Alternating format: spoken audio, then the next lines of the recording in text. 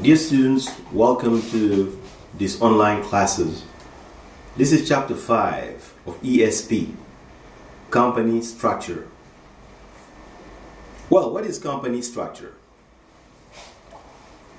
It's when you're working in a company, that's very important to know what is the organization of your company. This is what we call company structure. So by the end of this course, you should be able to know about the organizational structure and some of its aspects, be more familiar with the related lexical items, and use them in real-life communication. First of all, let's talk about the topic, organizational structure, introduction to the topic. So organizational structure defines a specific hierarchy within an organization, and businesses of all shapes and sizes use it heavily. A successful organizational structure defines each employee meaning the person who works in the company, so each employee's job and how it fits within the overall system.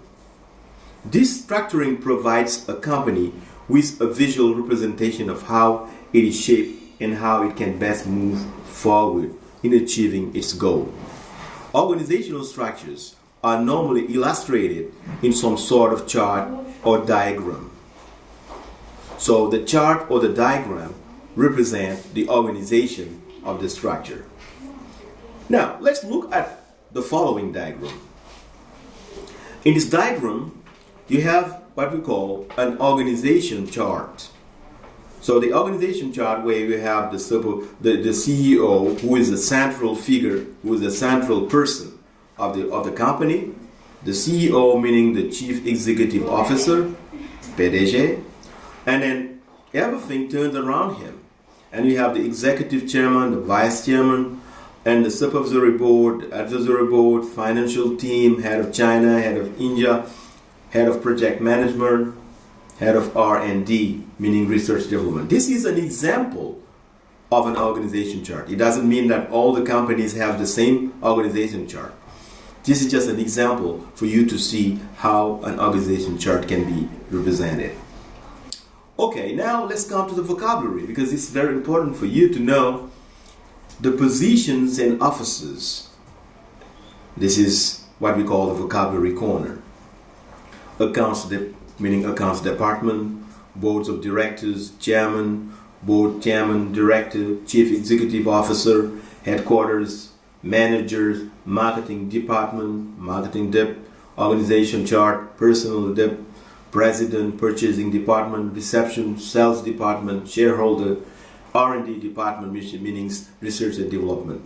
And then every word has got its meaning, its translation in French, to better help you understand the positions and offices. And by the way, don't confuse position and offices, because when we say the accounts that's the office, but when we say chairman, that's a position. So it's very important to know this, to know that. Now, if you understand it, if you understand the vocabulary very well, we're going to go for a practice of the vocabulary. So you're going to practice and match the definitions here to the words or phrases or expression given in the glossary. For example, a person who heads a board of directors, head of a company, chairperson is a. You have to go back to the vocabulary corner in order to find the right word to complete these sentences. So you will take your time to do this exercise correctly. And then after that, let's come for the real-life communication. The real-life communication gives you the possibility to practice more the vocabulary. Meaning all the words that you have seen in the vocabulary corner will be practiced here in this real-life communication, where you have to turn the statements into English. For example, when you say l'agence comptable est chargée d'établir les états financiers le plus tôt possible, most of these words have been seen in the vocabulary corner. So you just have to use these words and then after that translate it correctly. This is preparing you for real-life communication, because all these sentences can be used in real life, and this is preparing you for real-life communication. So you will take your time to do this exercise and translate this in good English. Let's start for the reading now. This is a reading part, a text for you to understand, okay, what is really an organization structure. This text is in 3 paragraphs explaining what is an organization structure. So after reading the text, you will take this time to read the text, which is explaining globally what is an organization structure, the differences or the different organization structure that we have. So if you understand the text, if you read the text and understand, you're going to go for this exercise, this practice, which is an information transfer. Meaning you're going to transfer information taken from the text, transfer it here, okay, complete it with the sentences that we have here. So that is, read the text and provide the correct organizational structure.